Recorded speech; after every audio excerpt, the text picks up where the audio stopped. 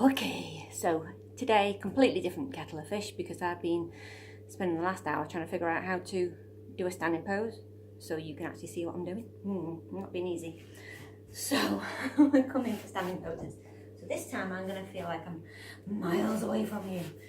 I will eventually suss out how to do this in a better way, but at the moment I'm figuring this whole thing out. Okay, so we're coming to a standing pose now, and the standing pose I've chosen is a traditional one that everybody probably thinks of when they think of yoga poses, and it is tree pose Vikrasana. Now I used to be pretty good at this. I could get my foot right the way up onto the top of my hip, but because chemotherapy has done quite a few things to my hips and to my bones and to my joints, I am nothing like as flexible as I used to be. So quite often now when I do this pose, I keep my foot on the floor, but I'm also going to stand in the corner on my mat still, but I'm going to go in the corner so I'm against the wall, so you can see that you can use the wall if you want.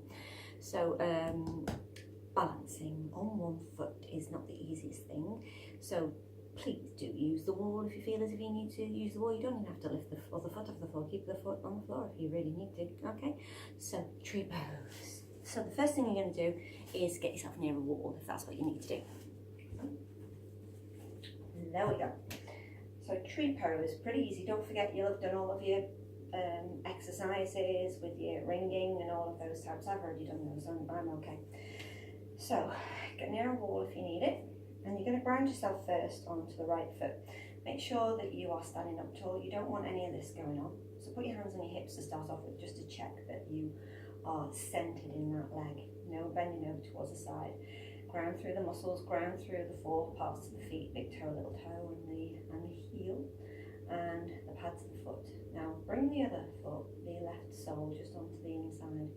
Now this is where you want to stay. You can stay here. You do not need to attempt to go any further. You can bring your hands into a prayer position, and if you actually keep the toe on the floor, you can close your eyes down, which is still quite difficult to balance.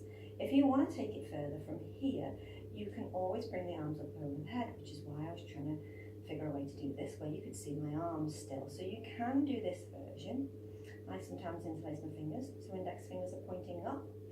If that is too much for you, bring your hands and keep your hands in what's known as Anjali, the prayer position, at the chest. Of course, if you feel as if you can go further, you can bring the foot to the inside of the calf and the shin. Now this knee is meant to be coming out. That's as far as mine will go, otherwise I start to twist, and I don't want to do that, so I need to make sure that I'm still keeping centered with that. I might just prefer to keep here and just keep practice on actually staying balanced. Depending on I want to take it further, do I bring the hands together, and then again bring up and above the head. Now if you are extremely flexible, you might be able to get this foot to come right way to the top of the thigh. You can choose to do it this way and actually use the wall. If you wish, you can keep hold of the foot. Like I say, some people might be able to bring it right way up on towards the top of the thigh. I can't do that anymore, but one day I will. So when you're ready, you release it. Ease out the hips before you come onto the other side. So again, use a wall if you need to. So rooting and grounding through that left foot, right toes to the outside foot. Now my hips are totally different, so this one is not at the same angle as that one. So again, checking that my hips are centered, and I might just stay here. Again, I may take it a little bit further, but you don't push into the leg. Certainly don't push into the knee. You're using this leg is still engaging to keep it from pressing into that.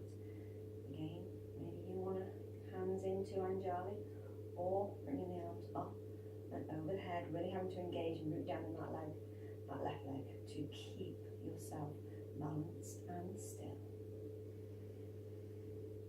And focus on something. So I'm looking at the camera obviously, so just look at something and you keep your eyes on that, and that is what's going to help you with your balance. Or you're going to use the wall, which is absolutely perfectly okay. And again, you may be able to take it a little bit further. If I didn't have slippy trousers on, is it? No, it's not going to stay there, is it? I need to put different trousers on. So again, you may want to stay here. Don't hold this too long, because otherwise your hips will start to really ache. But obviously this is really working into your hips, into your bum, thighs, knees. Just be gentle with everything you're doing. So tomorrow, can't see me, can you? Tomorrow what we're going to do is we're going to put those poses together. So I'm going to start, tomorrow I'm actually going to put a warm-up on for you, where it's going to be a supine warm-up, and then from the supine warm-up it'll be a bit of a hip opener. So we'll follow the supine warm-up, and then Sunday I'll put on those 5 poses.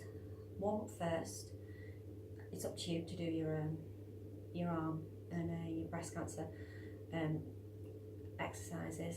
So warm up, then we'll do happy baby, then we'll do sphinx, then we'll come into mermaid, then we'll come into the kneeling one, just threading the needle, and then we'll finish with pre-pose, and then I will stick a relaxation. So you'll have done about a 20-minute yoga session.